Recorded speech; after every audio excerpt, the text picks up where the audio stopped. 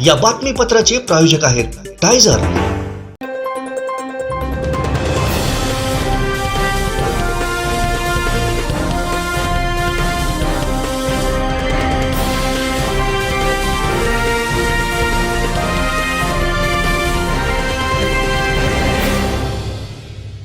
नमस्कार, आपण पाहत आहे कोकणचं नंबर 1 महा चॅनल कोकण 7 लाईव्ह। बातमीपत्रात आपलं स्वागत। सुरुवात करूया हेडलाईन्सनं। हेडलाईन्सचे प्रायोजक आहेत Tyzer. Now experience sheer softness of Tyzer super soft shirts. Nilesh राणेंचा आमदार वैभव नाईकांना धक्का, अनेकांचा भाजप प्रवेश। दोडामार्गच्या शेतकऱ्यांचा आक्रमक पवित्रा आणि स्थानिक वस्तूंना मार्केटिंग आणि वितरण व्यवस्थेची गरज, निलेश राणेंचं प्रतिपादन। हेडलाईन्सचे प्रायोजक आहेत Tyzer. Now experience sheer softness of Tyzer super soft shirts. आता पाहूया सविस्तर बातम्या। आता डोळ्यांच्या सर्व आजारांवर अत्याधुनिक उपचार कणकवलीत, तेही अगदी माफक दरात। नॅप आय हॉस्पिटल इमिरत संचलित विवेकानंद नेत्रालय आणि रेटिना सेंटर मध्ये आजपर्यंत 15,000च्या वर डोळ्यांची ऑपरेशन्स, विना टाका विना इंजेक्शन मोतीबिंदू शस्त्रक्रिया, डोळे तपासणी, चष्मा, तिरळेपणा आणि डोळ्यांच्या सर्व आजारांवर उपचार, डायबेटिक आणि उच्च रक्तदाब असलेल्या रुग्णांवरही डोळ्यांचे उपचार। आजच संपर्क करा विवेकानंद नेत्रालय आणि रेटिना सेंटर, प्रहार कार्यालयाच्या शेजारी, सनराइज टॉवर, श्रीधर नाईक चौक, मुंबई गोवा हायवेवर, कणकवली। आपल्याजवळ होणाऱ्या उत्पादित वस्तू या दर्जेदार असतात, पण त्याला आवश्यक असणारी मार्केटिंग आणि वितरण व्यवस्था राबवण्यात आम्ही कमी पडतो। त्यामुळे मार्केटिंग आणि वितरण व्यवस्थेकडे लक्ष दिलं पाहिजे, असं आवाहन माजी खासदार निलेश राणे यांनी केलंय। पाहूयात।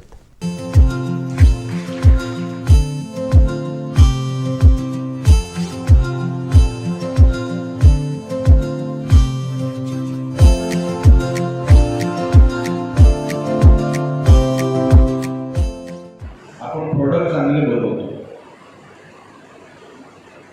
आपली ठेवण चांगली आहे आणि जगाला मान्य होतील असे प्रोडक्ट आपल्याकडे निर्माण होतात, होऊ शकतात। पण कुठेतरी आपण मार्केटिंगमध्ये कमी पडतो। आज मॅन्युफॅक्चरिंगमध्ये चायना 65% आहे। म्हणजे जगामध्ये जे काय आपण मोबाईल वगैरे सगळं वापरतो ना, ते सगळं चायनामध्ये असेंबल होतं। तिकडचा 65% कामगार वर्ग हा जगासाठी वस्तू बनवतो। अशाच वस्तू सगळ्या टॉवेल, पर्स वगैरे वगैरे अशाच वस्तू। मग त्यांच्या का जगात पोचतो आणि आपला प्रॉडक्ट का पोचत नाही? तर मॅडम, त्याच्यामध्ये सर्वात मोठं जाळं आहे डिस्ट्रीब्युशन। आता आम्ही महिला उद्योग भवन माझी आई चालवते, आपण ह्या क्षेत्रामध्ये उल्लेखनीय काम करतात, म्हणून आपल्याला सांगणं महत्त्वाचं आहे की आम्ही आयडेंटिफाय केलं की आपला प्रोडक्ट हा मुंबईमध्ये विकला जाऊ शकतो, पण आपण डिस्ट्रीब्युशनमध्ये मार खातो। आपल्याकडे डिस्ट्रीब्युशन झालंच नाही कोकणामध्ये। तर साधा तुम्ही लोणच्याचं जरी तुम्ही उदाहरण घेतलं, प्रवीण मसाले नावाचा एक ब्रँड आहे, प्रवीण, त्याचं जाळं सिंधुदुर्ग जिल्ह्यामध्ये जास्त आहे। आपल्या कुठल्याच लोणच्याच्या प्रोडक्टचं नाही। प्रवीण बाहेरचा ब्रँड आहे, आपला नाही। आपलं लोणचं खायला त्याच्यापेक्षा तरी चविष्ट असणारच। असं असताना देखील बाहेरचा माणूस आपल्याकडे, बाहेरचा म्हणजे जिल्ह्याच्या बाहेरचा माणूस आपल्याकडे सर्वात जास्त सेल करतो, कारण का त्यांनी डिस्ट्रीब्युटर बघतो। आपण डिस्ट्रीब्युटर पकडू शकलो, आपले बाय प्रोडक्ट आपण जगाला दाखवू शकलो नाही, आपण मुंबईच्या मार्केटमध्ये दाखवू शकलो नाही। म्हणून मॅडम, आपण इतकी मेहनत करताय, इतक्या वर्षापासून हे जाळं आपण टिकवून ठेवलं, आपलं ह्या क्षेत्रामध्ये आपलं काम उल्लेखनीय आहे। पुढचं पाऊल मॅडम, ह्या लोकांना जगाच्या मार्केटमध्ये, महाराष्ट्राच्या मार्केटमध्ये नेणं, त्याची उलाढाल वाढणं। कारण का माझं इन्कम आज 15 रुपये, ते पुढच्या वर्षी 25 रुपये कसं होईल, त्याच्या पुढच्या वर्षी 50 रुपये कसं होईल? हा ग्राफ जोपर्यंत आपण त्याचा वाढवत नाही, तोपर्यंत आपण मर्यादित राहतो। आमचे दिवसभरातले सर्व अपडेट्स, ताज्या घडामोडी आणि थेट लाईव्ह पाहण्यासाठी सबस्क्राइब करा, लाईक करा, कोकणचं नंबर 1 महा चॅनल कोकण सातलाईनचं युट्यूब चॅनल. सिंधुदुर्गात प्रथमच बायपास शस्त्रक्रिया, हृदयरोग निदान आणि उपचार एकाच ठिकाणी. बायपास शस्त्रक्रिया, एंजिओग्राफी, एंजिओप्लास्टी, हृदयाची सोनोग्राफी, ट्रेडमिल चाचणी, हृदयविकार तपासणी अशा अत्याधुनिक सुविधा. MJPJAY योजनेअंतर्गत बायपास आणि एंजिओप्लास्टी अगदी मोफत. आवश्यक कागदपत्रे, ओळखपत्र, मतदान card, Aadhaar card, ration card, bank passbook, mobile number. Cashless सेवा उपलब्ध. Super speciality life time hospital, Padave, Kasal Malvan मार्गालगत, तालुका कुडाळ, जिल्हा सिंधुदुर्ग.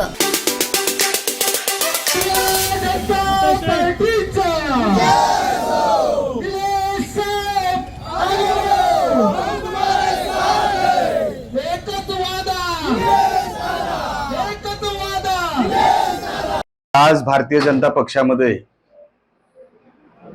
जे अनेक दिवसापासून इनकमिंग सुरू आहे त्याचाच एक भाग म्हणून आज अन्य पक्षातून भारतीय जनता पक्षामध्ये प्रवेश करणाऱ्यांची आज काही नावं आपल्या समोर जाहीर करत आहे. अंबडपालचे सरपंच श्री महेश मेस्त्री, त्यांच्याबरोबर 2 सदस्य अमय जाधव, दृष्टी सावंत आणि त्यांच्या खाली कार्यकर्ते, त्या कार्यकर्त्यांची यादी आपल्याला देण्यात येईल. त्याचबरोबर वेताळ बांबाड्याचे तंटामुक्ती अध्यक्ष असतील, माजी सरपंच असतील, माजी सदस्य वेताळ बांबार्डे, ती यादी आपल्याकडे देतो. पणदूरचे युवा सेना कार्यकर्ते सन्माननीय ओमकार सावंत हेही आज भारतीय जनता पक्षामध्ये प्रवेश करतायत. त्याचबरोबर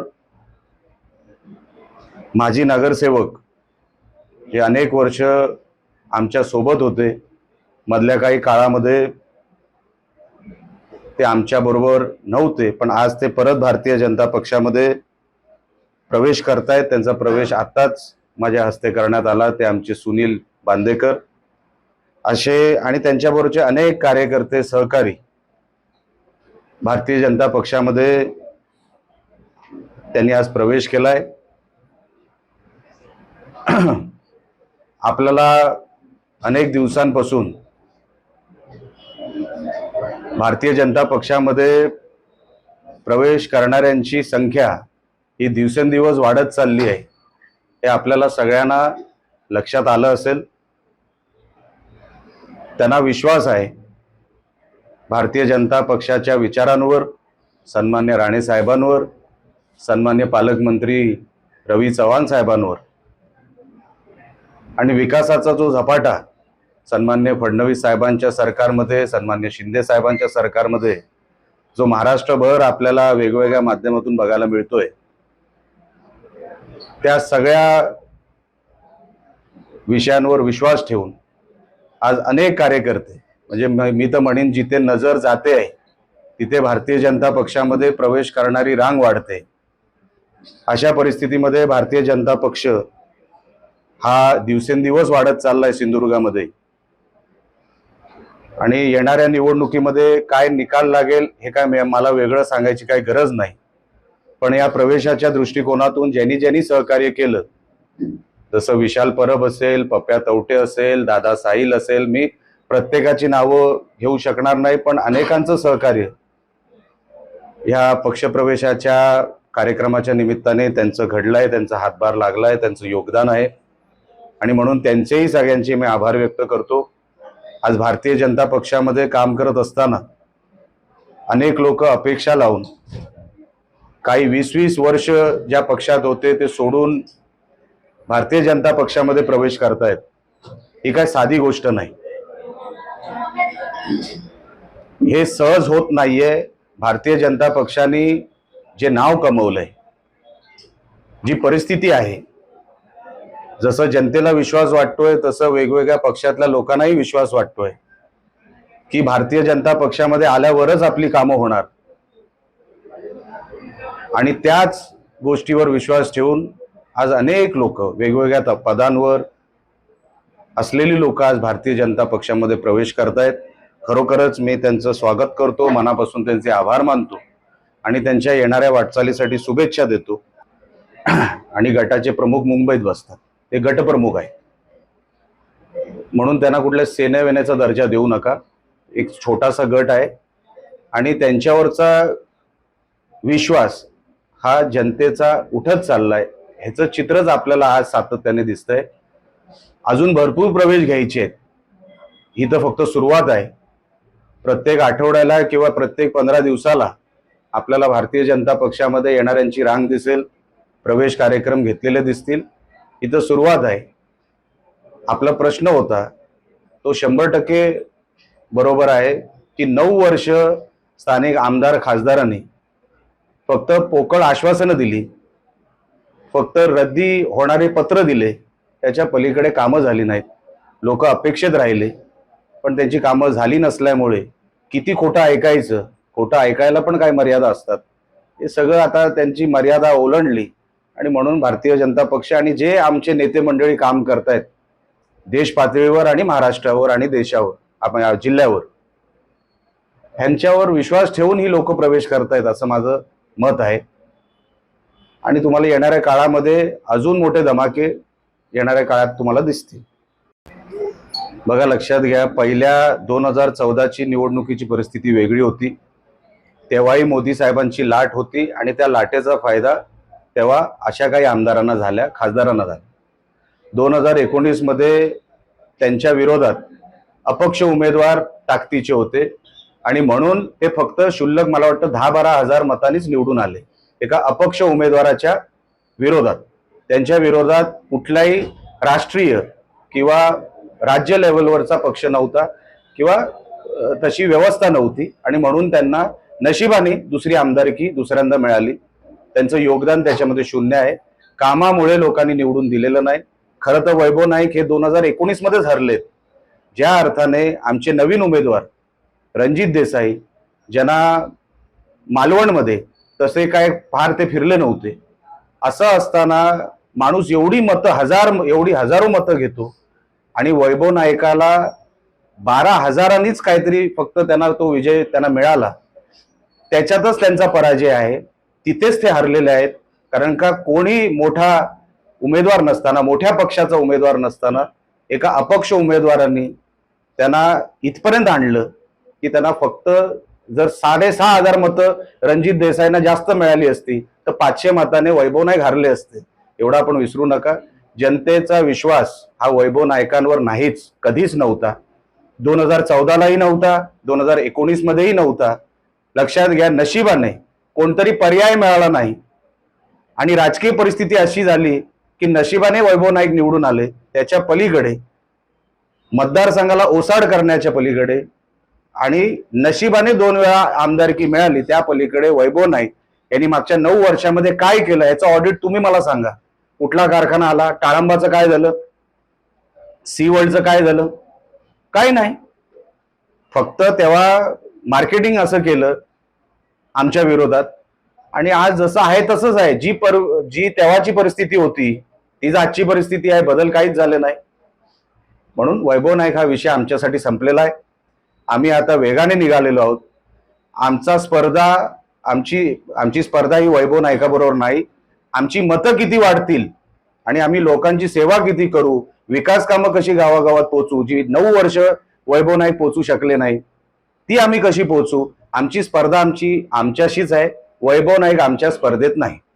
मला माहित नाही त्यांनी कोणाला फ्लाइंग किस दिली, मी कसं सांगू. आता ज्याला जे जमतं तेच करणार ना. त्याला आपण काय, तुम्ही बघितलं असेल फ्लाइंग किस, मी नाही बघितले. त्यांच्याकडून हे प्रकार घडू शकतात. ते त्या लेवलचेच आहेत.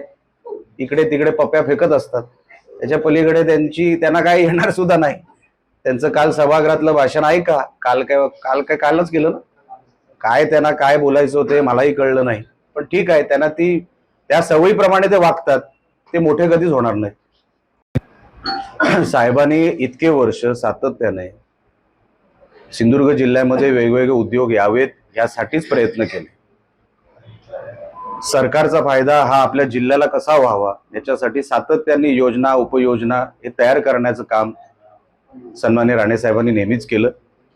त्याचाच एक भाग म्हणून परवा जे नोटिफिकेशन जे निघालं, ज्याचा उल्लेख आपण केला, ते लवकरात लवकर इथे इम्प्लिमेंट व्हावं याच्यासाठी राणे साहेब केंद्रातून प्रयत्न करतायत, सन्मानित चव्हाण साहेब जिल्ह्यात प्रयत्न करतायत, राज्यात प्रयत्न करतायत आणि ते सुरू व्हावं ह्यासाठी आमची इच्छा आहे आणि ते लवकरात लवकर सुरू होईल. कारण का राणे साहेब एकदा काम हातात घेतलं तर ते पूर्ण होईपर्यंत सोडत नाही आणि म्हणून मला खात्री आहे येणाऱ्या काळामध्ये जी स्किल अकॅडमी किंवा जे स्किल सेंटर राणे साहेबांच्या विचारात आहे ते लवकरात लवकर इथे तयार होईल, उभं राहील आणि त्याचा फायदा सिंधुदुर्गवासियांना होईल. काढण्यासाठी राणेंच्या नेतृत्वाखाली कंबर कसली जाते असं समजायचं. बघा, तुम्ही एवढं महत्व वैभव नाईकाला देत असाल, आमच्यासाठी वैभव नाईक ही स्पर्धा नाही. मी परत एकदा आपल्याला सांगतो, जनतेचा विश्वास भारतीय जनता पक्षावर आहे, आमच्या नेत्यांवर आहे आणि आमचे नेते मंडळी जे चित्र तयार करतायत विकासाचं ते लोकांना कुठेतरी भावतंय, लोकांना कुठेतरी पटतंय, म्हणून मोठ्या संख्येने लोक आमच्याकडे वळत आहेत. त्याच्या पलीकडे वचपा आणि काय कुठला तरी शब्द तुम्ही वापरलात असं काही नाही. राणेंचंच काम करत असतात आणि कोणाचं तरी संपवत असतात, लक्षात ठेवा. म्हणून आमच्यासाठी कोणी मोठा नाही, आमच्यासाठी आमचा जिल्हा मोठा. जिल्ह्याला चांगलं काम मिळावं, चांगला निधी मिळावा, प्रत्येक मतदारसंघाला मिळावा. आता 9 वर्षापासून कुडाळ मालवण हे ओसाड पडलंय, तसा निधी भरघोस निधी आपल्याला मिळाला नाही. तर माझा सातत्याने प्रयत्न एवढाच असतो की ते लवकरात लवकर आपल्याला मंत्रालय लेवलवरून मिळावा आणि लोकांना विश्वास वाटला की आता बीजेपीकडे गेल्यावर कामं होतील. 9 वर्षापासून झालेली नाही, म्हणून वचपा वगैरे हा विषय आमच्यासाठी नाही. आम्हाला पक्ष वाढवायचा आहे, पक्ष आम्ही मोठा करतोय आणि महाराष्ट्रात आणि देशात भारतीय जनता पक्ष 1 नंबरचा पक्ष आहेच. अजून ते उंची गाठण्यासाठी आमचे प्रयत्न आहे आणि आमचा दृष्टिकोन हा विकासाचा आहे. कोणाला हरवण्यासाठी निवडणूक लढवावी एवढे छोटे आम्ही नाही. आम्हाला निवडणूक जिंकायची आहे, लोकांच्या मनात जे त्यांची अपेक्षा आहे ती पूर्ण करून. वैभव नाईक आमची स्पर्धा नाही, आम्ही तेवढी किंमत सुद्धा त्याला देत नाही. 100% आता विधेयक जर कुठल्याही सभागृहामध्ये मांडलं जातं, पहिलं त्याच्यामध्ये बिझनेस ॲडवायझरी कमिटी बसते. ती बिझनेस ॲडवायझरी कमिटी त्याच्यावर चर्चा करून ते बिल योग्य आहे की अयोग्य आहे त्यानंतरच ते बिल सभागृहात येतं आणि म्हणून बहुमताच्या आधारावर ते ऑलरेडी बिल येतच असतं. म्हणून ते चांगलं आहे म्हणून तर ते सभागृहात आलंय आणि बिल सादर होत असताना फार त्याची प्रोसिजर लांबलचक असते. 100% ते अस्तित्वात जेव्हा येईल, ज्या कारणासाठी अस्तित्वात येईल ते 100% पूर्ण होईल आणि सरकारचा जो मानस आहे तोही पूर्ण होईल आणि त्याचा फायदा सामान्य जनतेला नक्की होईल. आमचे दिवसभरातले सर्व अपडेट्स, ताज्या घडामोडी आणि थेट लाईव्ह पाहण्यासाठी सबस्क्राईब करा, लाईक करा कोकणचं नंबर 1 महा चॅनल कोकण 7 लाईव्हचं YouTube चॅनल. उधळणारी भूपाळी रामपारी दिशा नाही उजळल्या आल गोकुळ आपुल्या दारी निर्भेळ आणि सकस चवीच गोकुळ लई भारी. गोकुळ दूध संघाची दर्जेदार दुग्ध उत्पादने गोकुळ दूध, दही, तूप, दूध powder, cooking butter, table butter, paneer, इलायची श्रीखंड, आंबा श्रीखंड, फ्रूट श्रीखंड, ताक आणि लस्सी. गोकुळ दूध आणि दर्जेदार दुग्ध उत्पादने. चव आहे कोल्हापुरी. गोकुळ लई भारी. माझ्या मतदारसंघातील शिक्षण, आरोग्य, रोजगार या समस्या प्राधान्याने सुटण्यासाठी मी प्रयत्नशील आहे. यासाठी शासकीय निधी वेळ पडल्यास स्वतःच्या खिशातून निधी उपलब्ध करून देईन असा विश्वास नितेश राणे यांनी दिला. जामसोंडे हायस्कूल येथील प्रिंटर झेरॉक्स मशीनच्या हस्तांतरण सोहळ्यावेळी ते बोलत होते. पाहूयात.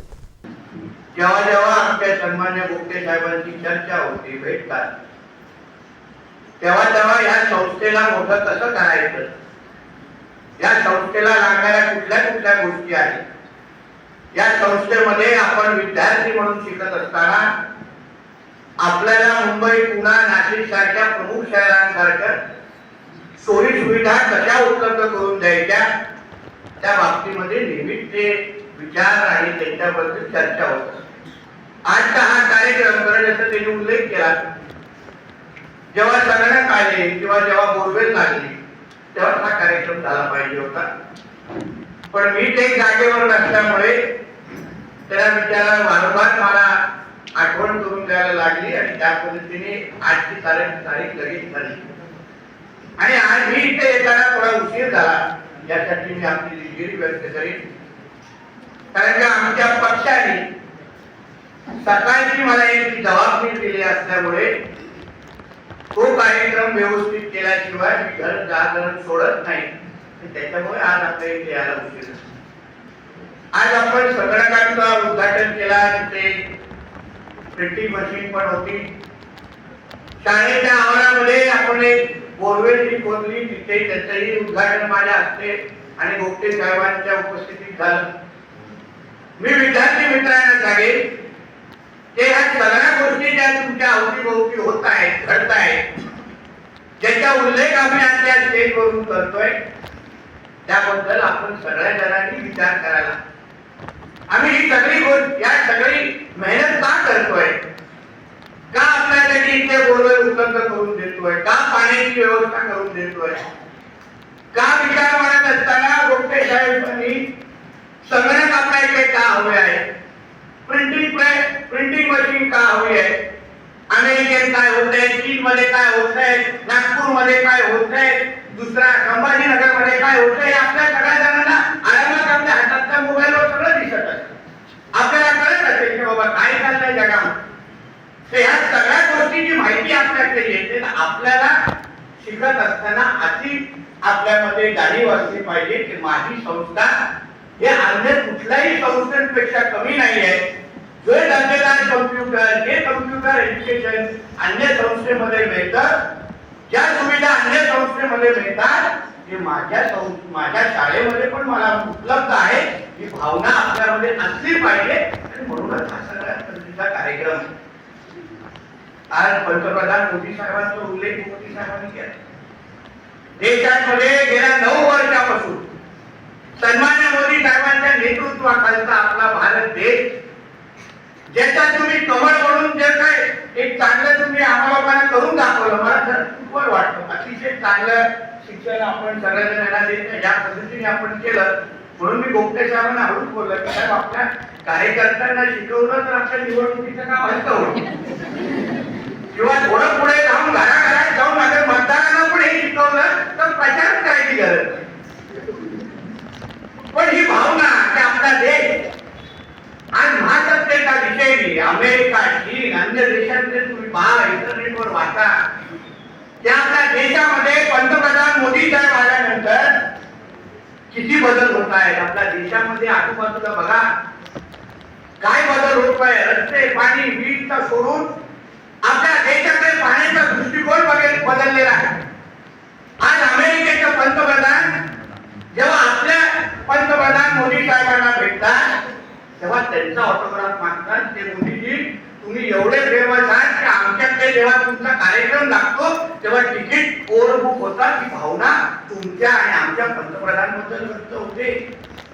अन्य देशांचे पंतप्रधान असेल, राष्ट्रीय अध्यक्ष असतील, प्रेसिडेंट असतील, जेव्हा ते आपल्या पंतप्रधानांना भेटतात तेव्हा कोण पाया पडतंय, कोण मोदी इज द बॉस म्हणून म्हणताय.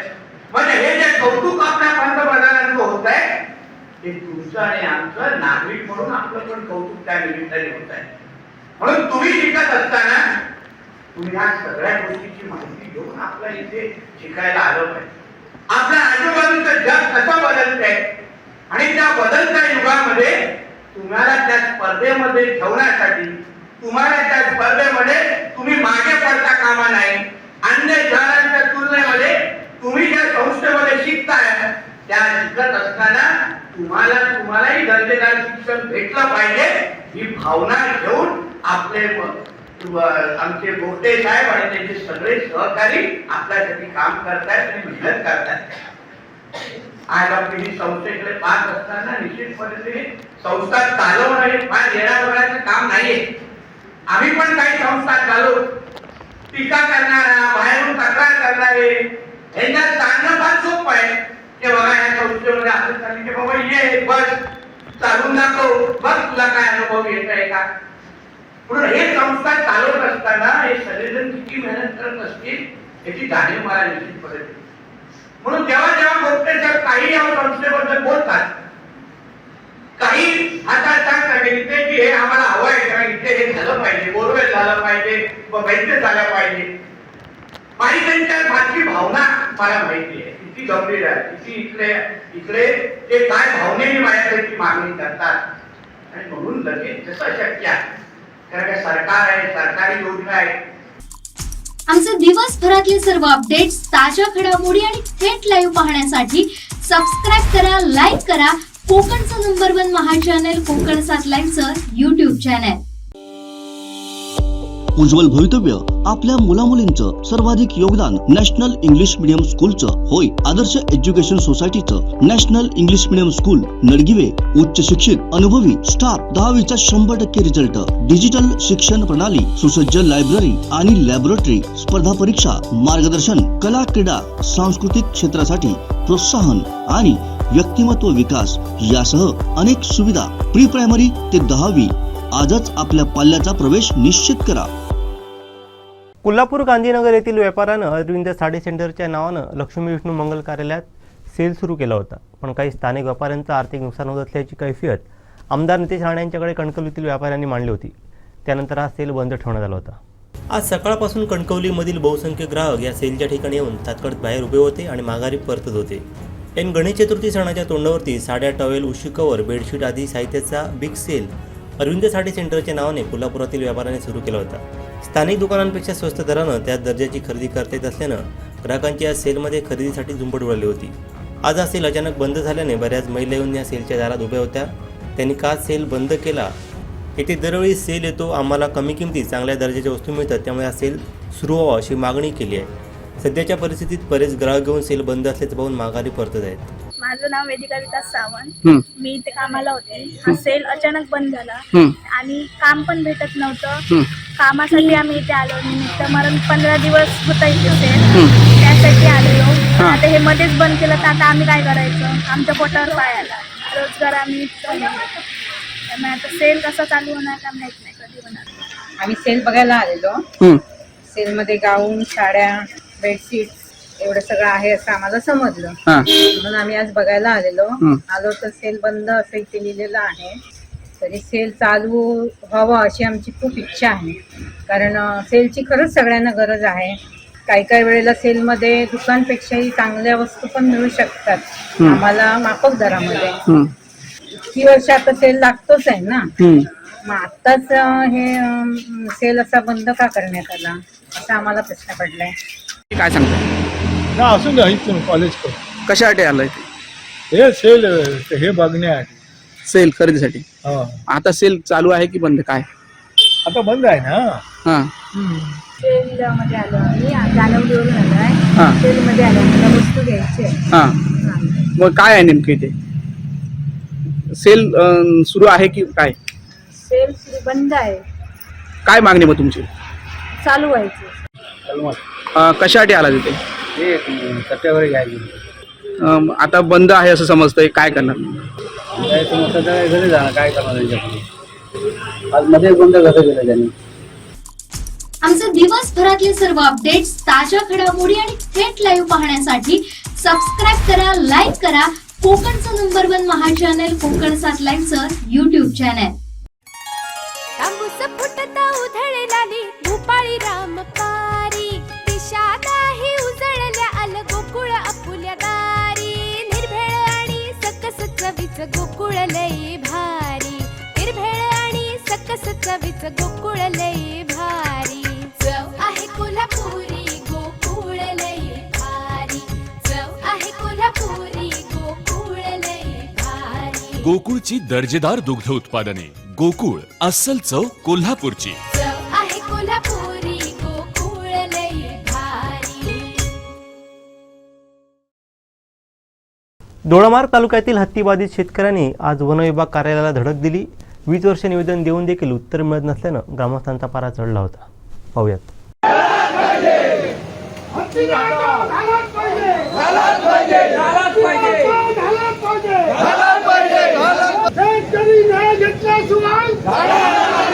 किती उभं राहावं लागलं तरी चालेल, पण हत्ती हटवा. मार्गाचे हत्ती हटवा. मार्ग बचाव. आता ते दिवस 4 तास का 5 तास झाले बुतून गेले ते येऊकच नाही का जे आम्ही जेली त्यांना जाऊ नको नाही आता नाही हे बाहेरचं घुसतो मी हा पण आधीच सांगतो आता संध्याकाळची वेळ झाली आता घुसतो म्हणजे घुसतो तुम्ही काय ते पोलीस कितके तुम्ही काय अशी चढो धरून यावं लागतं हिंमत तुम्ही तुमका तितक्या लोकांसमोर आणखी संख्या सावंतवाडीच्या मागे या अडवता आमकडं कांदे मारतात तुम्ही खुर्च्या खाली करा पण शेतकऱ्याला हात जाऊ दे दोन्या मार्गाचा हत्ती हटाव मार्गाचा हत्ती हटाव वर्ष दिलेली निवेदन त्याचा आज उत्तर पाहिजे मिळालंच पाहिजे दोन्या मार्गाचा हत्ती हटाव साहेबांना सांगा ना बाहेर येऊन काय झालं असेल सांगायला 2 तास झाले साहेबांना आहे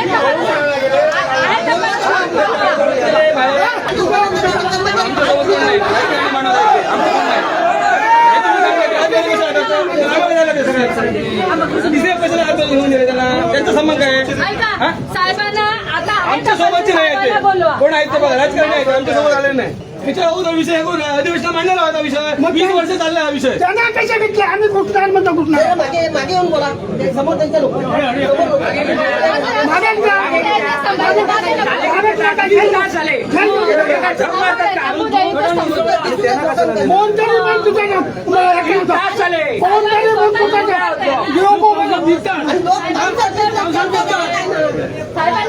पण शेतकऱ्यांना उत्तर द्या थोडा मार्गाचा हत्ती हटाव थोडा मार्गाचा हत्ती हटाव न्याय द्या न्याय द्या न्याय द्या न्याय द्या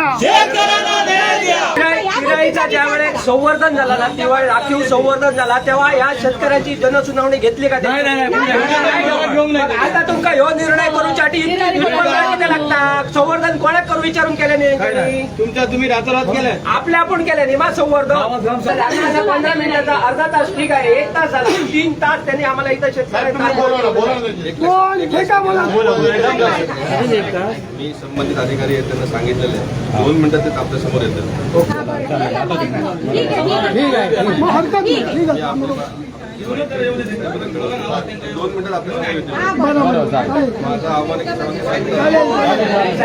पहिल्यांदा मैं मेरा दिलगिरी व्यक्त करता हूँ आपको थोड़ा सा जास्त बेल वेट मैंने एक्चुअली वहाँ पे जो PCCF साहब था वो मीटिंग में था आणि मंत्री साहब पण मीटिंग में था त्यामुळे मला थोड़ा सा उशिरा होता है इसके लिए मैं दिलगिरी व्यक्त करता हूँ मेरा वरिष्ठ अधिकारी से बात किया हूँ CCF ऑफिस से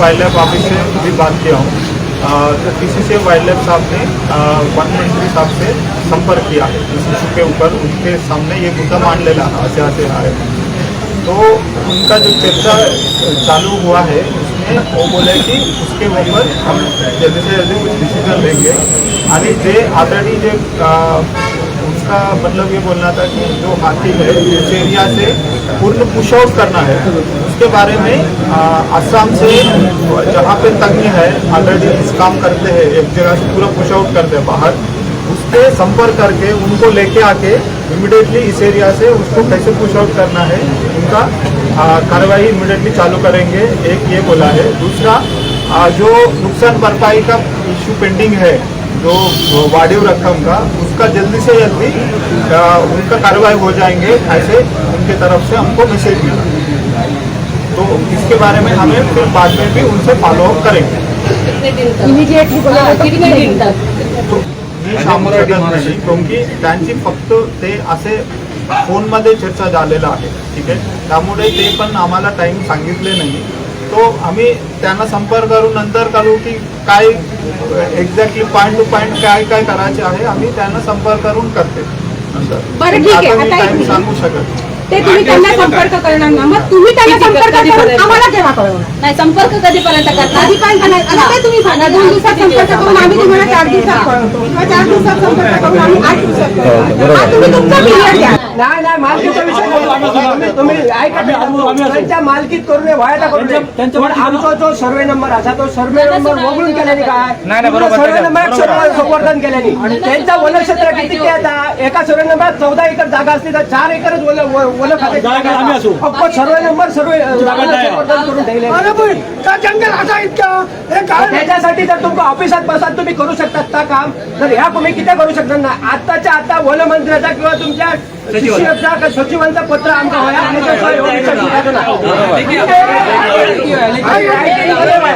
असं नुसता तुम्ही आमच्या सांगताय आणि याकडे कसले विषय नको. लेखी पत्र वन सचिवांचं पत्र लेखी पत्र तुम्ही आमचा द्या त्याच्यानंतर आम्ही तुम्ही या लोकांची जबाबदारी घ्या. वडात जर एखाद्या जरी जागा पटकवत आलो तर एका जबाबदार तुम्ही वन विभाग असताना आणि तुमच्या 300 दाखल केल्याशिवाय जाऊ सुद्धा. याच्यात परत एक विषय आहे, जोपर्यंत तुमचं काही चर्चा आहे निर्णय होत नाही तोपर्यंत प्रति कुटुंबाला 20,000 रुपये तुम्ही मानधन द्यायचं प्रति कुटुंबाला. आमचे दिवसभरातले सर्व अपडेट्स, ताज्या घडामोडी आणि थेट लाईव्ह पाहण्यासाठी सबस्क्राईब करा, लाईक करा कोकणचं नंबर 1 महा चॅनल कोकण 7 लाईव्हचं YouTube चॅनल.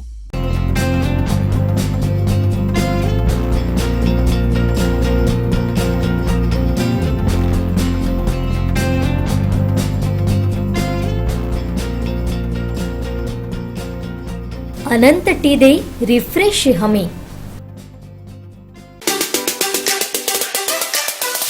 संघर्ष हमारा नारा है,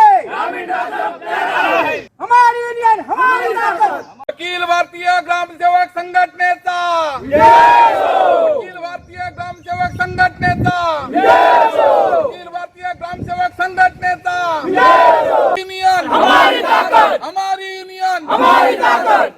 कोण म्हणतो देणार नाही, कोण म्हणतो देणार नाही.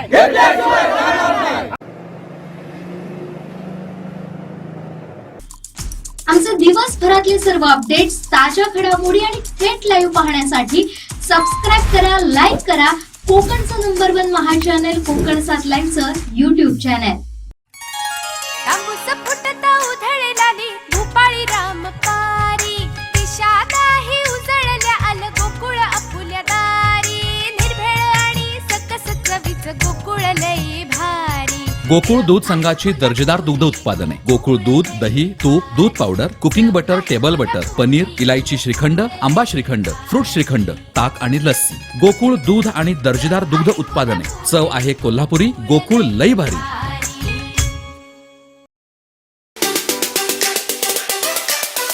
या तुमच्या माध्यमातून आम्ही बातमी वाचली की राणे स्टाईलने एखाद्या व्यापाऱ्याला पळवून लावले अशी बातमी आज आम्ही पेपरमध्ये वाचली, सोशल मीडियाच्या माध्यमातून वाचली.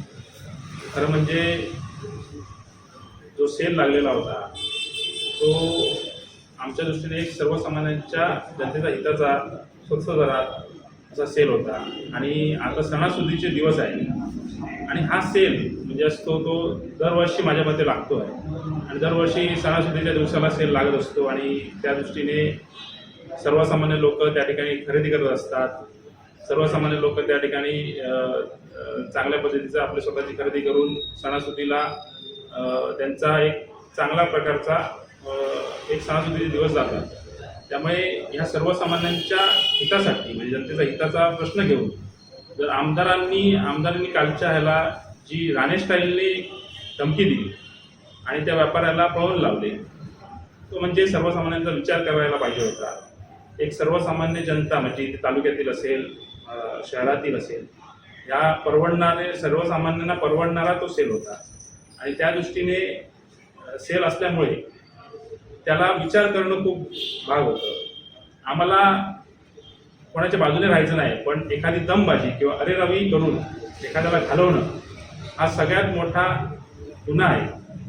आणि जर ह्या दृष्टीने म्हणजे कणकवलीच्या व्यापाऱ्यांच्या दृष्टीने जर सांगायचं झालं तर कणकवलीच्या व्यापाऱ्यांच्या दृष्टीने जर त्यांना तो त्रास होत होता एखाद्या गोष्टीचा तर त्यांनी प्रशासनाकडे दाद मागणं खूप गरजेचं होतं.